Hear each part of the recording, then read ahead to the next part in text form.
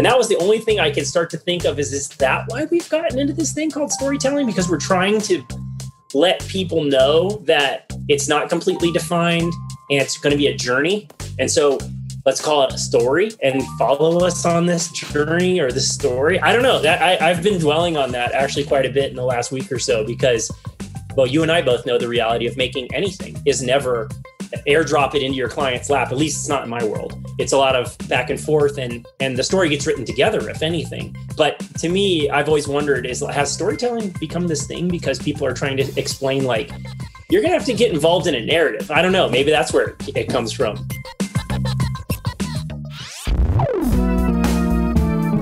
Podcasting from Boulder, Colorado. This is the Baby Got Backstory podcast, where we dive into the story behind the story of today's most inspiring storytellers, creators, and entrepreneurs. I like big backstories, and I cannot lie.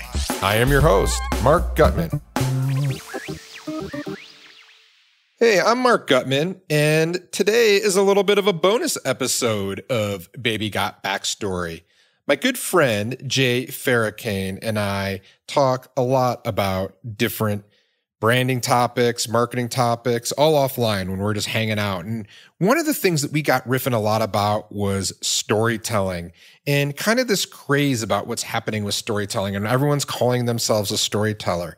And then Jay turned me on to this amazing video, about 2 minutes, and we're going to link to the audio in this episode from a famous designer named Stefan Sagmeister.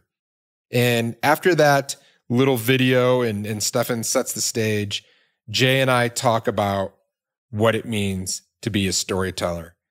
I hope you like this episode. It's a little bit of a bonus, talking about a topic that's near and dear to my heart.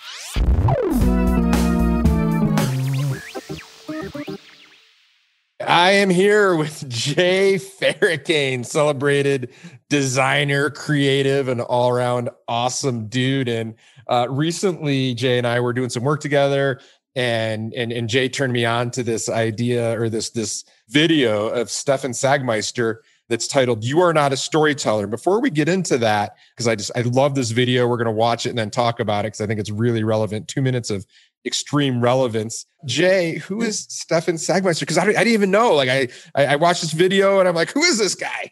Well, Stefan Sagmeister is a designer, I think Austrian born, worked out in New York for years. But I think his real claim to fame was that he kind of made designers realize every once in a while that you should take some time for yourself. So he used to do these sabbaticals. And then for like a year, he would just do work that tried to make him happy. And it resulted in like a body of work about being happy. But his work was really widely regarded. I think he's won like a Grammy for some, album design stuff. And I was always appreciative of his design and I've known about him for a really long time. I think he's in the world of like the pentagrams and stuff like that of the world. But Stefan Sagmeister and his partner, Jessica Walsh, who now runs her own outfit, she still continues. But I think Stefan does more of this kind of like personal work kind of stuff. But that was this video that I was sharing with you because, we've all heard it in conversations that, everyone wants to be a storyteller and, what's that really mean? And should you say it? And I look at myself as such like a tradesperson in design that I've never considered myself a storyteller, but it struck a chord with me and why people say that. And a lot of times I think as a designer, my job is to unpack what people are really trying to say or what's the reason behind that. And I have some thoughts on why people get into the storytelling. They use storytelling as a way to describe their process or what they're attempting to do. So, yeah, and it's such an interesting topic to me. Remember several years ago, you'd say you're a storyteller, and people thought that was all cool, and they'd be like, "Tell me about that," and it meant different things, and it still does to different people. But now it's like literally, I think every single website I hit says we are storytellers. Everybody's Instagram says, I'm a storyteller, and everyone wants to be a storyteller. And I think there's a lot of confusion around storytelling, and it's just an interesting topic to me. I don't know if I've landed on it. I firmly believe that as the way we communicate as humans is through stories. Does that make everyone a storyteller, especially when it comes to business, right? Like, is everyone a storyteller? And so what I want to do is I want to go ahead and share this video. It's 2 minutes. And we'll go ahead and watch it together, and then we can talk about it. Sure.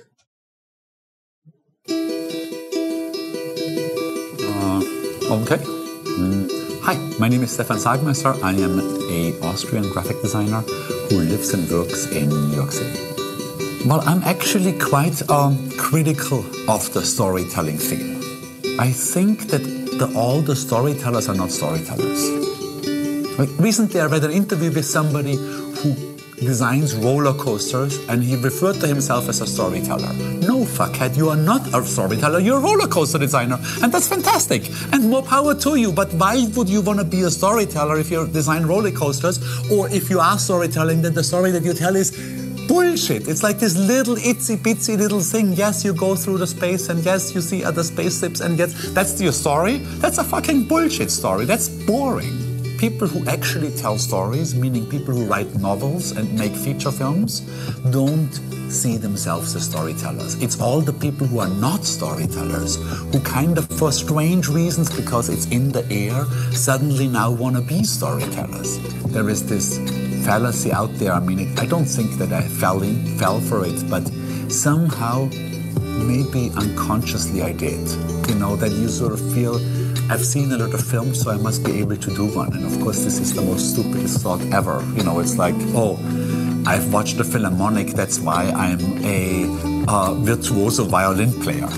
You know, well, I'm not, even though I've watched a lot of Philharmonic concerts. I think by now, in our space, meaning in the space of design, it sort of took on the mantle of bullshit. You know, now everybody's a storyteller.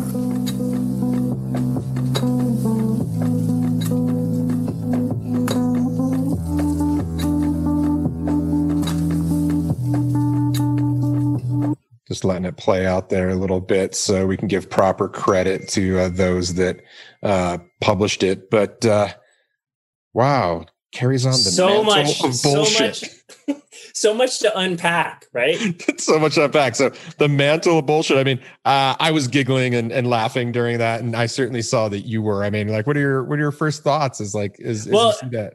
I remember the first time I saw it. I number one, you know, I can't pull off the sport coat and impression like he was, and I was so genuinely entertained by the fact that he was being so honest and calling out people on their stuff. And I guess where I came back to when I first sat with it, I thought I probably, the first time I saw it, just thought it was funny. And like, man, did he wake up and have some shitty coffee or something that morning? And then, you know, the more I've thought about it, and I think I saw that thing years ago. But I've thought about it a lot since then. And I've tried to figure out, you know, why has the industry taken on this mantle of bullshit? Number one, there's so many options for clients out there today that everyone's got to wrap themselves up in something, right? We all kind of do that, take on a persona or two. But I think that this storyteller thing was a phenomenon that came out of not unlike, like I purposely went against the grain when people were, there, for some reason, there was this weird fear of like calling yourself a designer. I'm a graphic designer. That's what I was formally trained to do. And I think that makes me a pretty capable communicator, but it does give me a position of where I enter communication from. And I think storytelling maybe puts this number one, it puts a bigger umbrella on it and allows people to be more capable, or at least position themselves that they are more capable, because they don't have to really describe what their entry point is and where they're coming from. But to the point of, you know, when he was saying this fact about like, I could, you know, if I watch an opera, am I a virtuoso?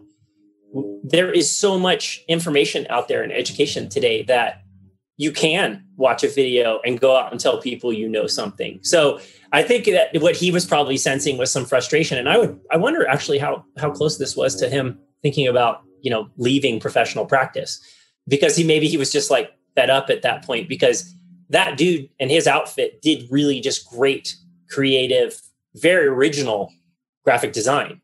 And, you know, maybe he was just like frustrated at a point, like, I'm not going to be, you know, shielded about this anymore. The more I've thought about it, though, and it was funny because you and I have talked a little bit about this and the phenomena of, and there are some outfits that work this way, but the phenomena that work like a project, it's something that might have been called the story to be told, in the Stefan Sagmeister, I hate you world. I think there's this notion too that a lot of people think that the project gets dropped on the table. And this is one thing I've been thinking a lot about, knowing you and I were going to get together and talk about this. But does this, when you start to say, hey, I'm a storyteller, is that a way to prepare people for the reality of a design process? And I call it a design process. Going through a logo, there is a fallacy that people think, I have a conversation with you and I come back a week later and you give me this thing that will be on a gas station billboard or on a wall. And to me, it's iterative. It's a narrative. And that was the only thing I could start to think of is that why we've gotten into this thing called storytelling? Because we're trying to let people know that it's not completely defined and it's going to be a journey. And so let's call it a story and follow us on this journey or this story. I don't know. I've been dwelling on that actually quite a bit in the last week or so because, well, you and I both know the reality of making anything is never airdrop it into your client's lap. At least it's not in my world. It's a lot of back and forth and the story gets written together, if anything. But to me, I've always wondered, has storytelling become this thing because people are trying to explain, like, you're going to have to get involved in a narrative. I don't know. Maybe that's where it comes from. But yeah. It's so, I mean, it's so much to unpack on top of your unpacking, right? Like there's, what resonates for me out of that so much is when he talks about his, hey, I go to the Philharmonic, and does that mean I can be, a great violin player? Because very, early in my career, I was a story editor in the movie business, and a core part of that is just taking in scripts. And I could never understand why everybody thought they had a story worth telling. Everyone thought that their life story was worthy of a movie. I think it's primarily because of what Stefan Sagmeister says, is that they all went to the movies, they get it. They're like, hey, I can make this into a movie. And I was like, very clearly, no one, like not a single one that came in was worth reading. They weren't interesting to me. And much like a classic pianist or something like that, I was trained in classic cinematic storytelling, which means that there's a 3-act structure, beginning, middle, and an end, a likable or at least intriguing hero that has obstacles in their way and has to move from something they want towards something they need. All these things. It has a very strict definition. And I remember when I got into branding and marketing, and I had the same reaction as Sagmeister. I was like, this is crazy. Everyone's calling themselves a storyteller. These are not stories. And I was really myopic on my definition of story. Now I've since come off that, and I've learned that storytelling has this different sort of definition. And I think when I heard you speaking, that's really what I started kind of going through. Like, what are these definitions of story versus storytelling versus narrative? I mean, is the roller coaster designer really trying to tell a story? Are they trying to communicate anything other than thrill and excitement and, things like that? So yeah, I mean, and you and I have had this conversation offline so much about just what is the purpose? What is the job? What is the function of design? And a lot of times it's to communicate, and it's not to be seen. It's not to be noticed, but it's to communicate. It has a very important job. It is that storytelling, like is wayfinding storytelling, right? Like all the great Helvetica stuff we love from, the New York subway, and I mean, and the recent MTA rebrand. I mean, that stuff is like, is that telling a story? Is that storytelling? No, and that's totally where I think it gets screwed up. And not to belabor the point about titles, but like, storytellers, if that's going to be the thing that somebody wants to put a label on them, I do think it comes back to this thing that, design is about.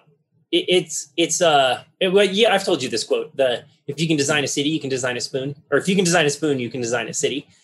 Meaning like, hey, once you understand that your job is to do this thing, it doesn't matter what medium it gets put into. And still to this day, it kind of trips me up to hear a designer say, I'm a UI designer.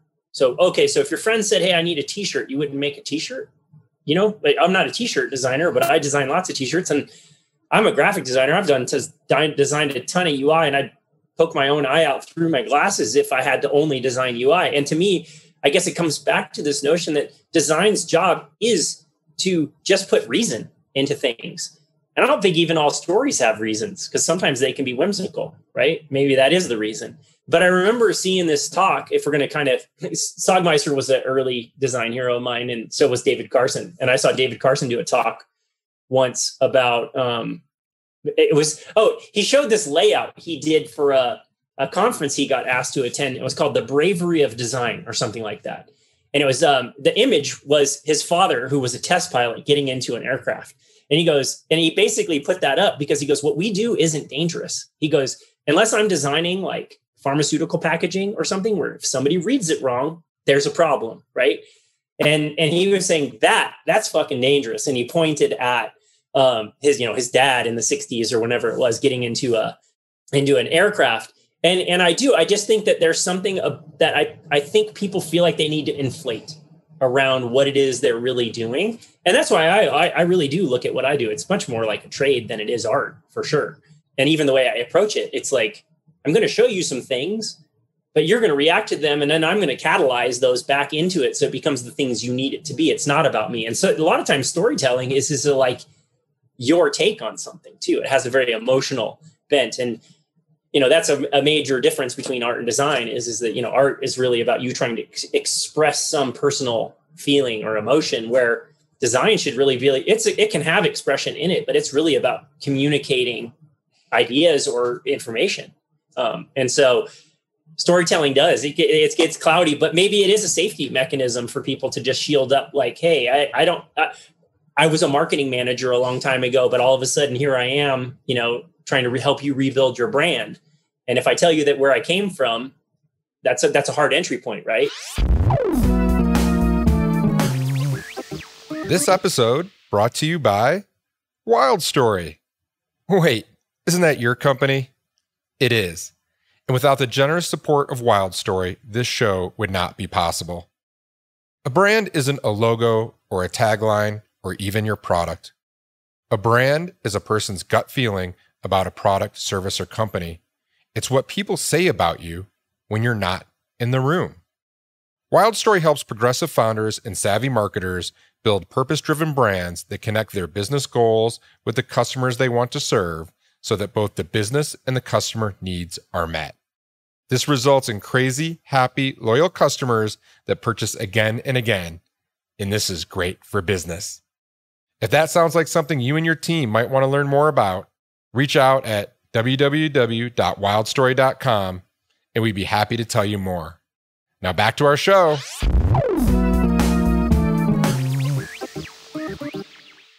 And you and I have collaborated recently on a bunch of identities. I mean, those aren't really stories, when I think about them. They're like, we want certain emotions. We want you to think of certain categories. We want you to see this and say, okay, this is a tool brand, for example. Mm-hmm. But we're not really telling stories within that work. And I wouldn't, and I think that's okay. Like, we don't have to, that's not the intention or the purpose.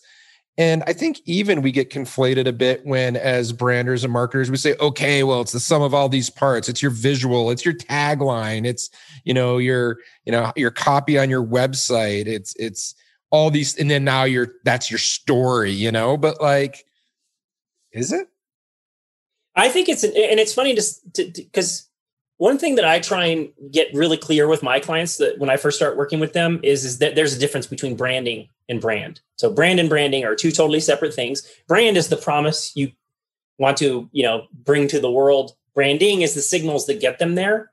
And, in this case of when we work on identity and stuff like that, I think we're way more in the signal building camp. Because the cool thing about building a brand for me and developing the branding that will do that is that all those signals, all that stuff gets set up so that the stories can happen in there. But that's all the people interacting with it. So if anyone, this is interesting that we've talked this out a little bit, but if anyone is a storyteller in a brand, it's usually the people that support the brand. It would almost be the customer, right? It's pretty meta. Actually. So there's the old adage, a brand isn't what you say it is, it's what they say it is. And I think that's so then who's the storyteller in that? Yeah, it's the customer. Right. It's the external world. I mean, it's kind of like, you can tell all the stories you want about yourself, but it doesn't really matter. what you say. That's what everyone thinks, about yourself. Yeah, no, and that's totally it. Because for along the line of storytellers as a word that I never got, and it's my brushes with the advertising world is a lot of times people who make stuff just generally get thrown into this category as creatives. And I think that's kind of a weird label too, because I think that an art director it's a role and a skill set that is different than a designer sometimes, or a graphic designer, right? And it could be different than a set designer, and it could be different than, but in certain worlds, all of that gets stuffed in too. And so I think whenever these labels come out, it's just a way, for people to soften or create a softer landing place for you to understand where you come from. And my love of music and the background and the things that I grew up around was like early punk rock, especially DC kind of stuff. And in those days, you didn't even go to Tower. You would have friends that gave you like cassettes that were made off of cassettes that were made off of two other cassettes. And I remember every once in a while, people would like hold the microphone to like TV and record stuff into it. And I still to this day don't know where this soundbite came, but it's this very postury kind of voice. It was in between one of the songs that was on this mixtape given to me. And the guy says, "I have news for the world." And it says, "New wave is dead." And he says, "New wave is just a way of saying that you like," and he names all these like subgenres of music that was extremely not popular at that point. And then he ended it with like these categorizations of all these music types that people wedged them under new wave. And he said, "It's because you don't want to get kicked out of the party because people won't give you drugs anymore." and so but it was kind of funny because if I think about that, that's probably this defense mechanism that all humans do a lot. They put some falsehood around themselves, or at least a softening device, so that either you can't really assign what it is, or you maybe reassign it. And it's a funny thing. And I think that's not me ever asking Stefan about this, but like I would bet his intent is call it what it is, and just be authentic about it. Because to me, that's the best form of graphic design, and is when you can like make the brand with the things that it really is. And that's not necessarily storytelling to me. That's this we were just talking about this before this call started, ingredients and parts, Totally. And like, it's just, it seems like this catch-all, being a storyteller, this thing that is just like, you don't know how to describe yourself. You don't know what it is. You think, and I just recently posted on Instagram a carousel that was called "Stop Copying Your Competitors." And it's because we all don't know, what to say about ourselves, and we don't know how to differentiate, and we don't know what category. We want to be special, right? And I'm no different. I want to be special, but we're not. We need to understand. Oh, you're special. Oh, go on. But this idea that like everyone's a storyteller is just crazy to me. And I think the roller coaster example that he uses is of the extreme, but I think it comes into all sorts of things. Like there's a lot of functions in marketing today where, people are claiming to be storytellers, like in paid media. Yeah, storyteller, you're an advertiser, And, and that's fine though. That's great. And you should, and sometimes you use storytelling as a mechanism or a tool to get your advertising across, but that doesn't make you a storyteller per se. And I just think it's interesting that we all, and it's become this thing that like people just want to be that. Like it's like we use that as our brand, and it's almost become that. I think you might even be the person that sent me the Bland book, which was a mock site of like what branding and all these agencies have become, and storyteller would be front and center right there. Right on we are visionary storytellers looking to change the world. One brand at a time.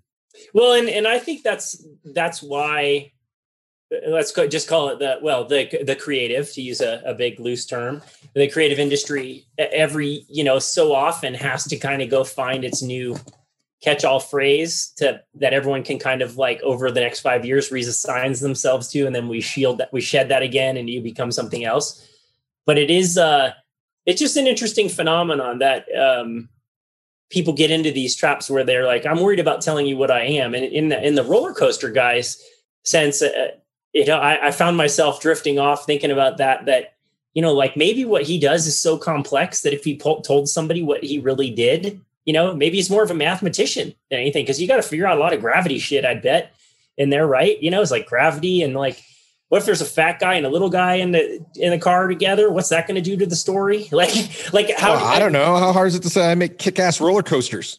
Yeah. Like everyone understands that. But are people comfortable doing that too? Like, I think that's what it comes down to. So I don't know. It has to be something about the palatability of the world you're trying to market to. Oh man, this is resonating. People want to hear stories. So I'm going to tell people I'm that, right? So yeah, I don't know. I guess it was a delight, especially when I saw that, because I think I personally would just really rather designers be designers and communicators. That's probably the better term. I would rather people say I'm a communicator than a storyteller, because that is kind of what we do. I think it could be super boring shit sometimes, and not that there's not boring stories, but at least it has less of a mantle around it too. Less of a mantle of bullshit. And he has that Tyrolean like booty shit. Like there was an umlaut in there for a second, Very angry, yeah, yeah. I love it. Well, Jay, this was awesome. I enjoyed talking about this topic with you. It fascinates me, and like I said, thank you for turning me on to that video. It like kind of blew my mind, and it was just really cool to chat about it. Oh, I'm the king of derailing your day with, on that topic here, watch these 6 videos. You know me. So, but you're welcome. And I'm glad to continue to distract you on a daily basis. Well, thank you. I'm looking forward to my next distraction. Talk to you soon.